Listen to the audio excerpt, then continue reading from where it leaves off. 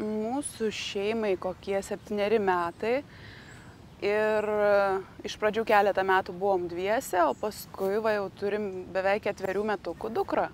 Mes esame nesusituokę, bet aš visą laiką vadinu vyras. Tai nėra vienintelis šeimos modelis - susituokę žmonės. Iš pradžių aš galvojau, kad šeima bus nelaikomi nesusituokę žmonės.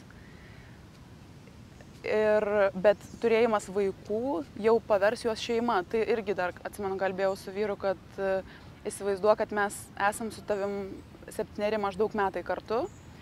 Bet visas tas laikas, kaip mes susipažinome, kai mes išgyvenom įvairius išbandymus, visą tai nesiskaito. Skaitosi tik tai, jeigu mums gimė vaikas arba jeigu mes būtume nuėję padėti parašus. Man atrodo, kad tai yra absurdas.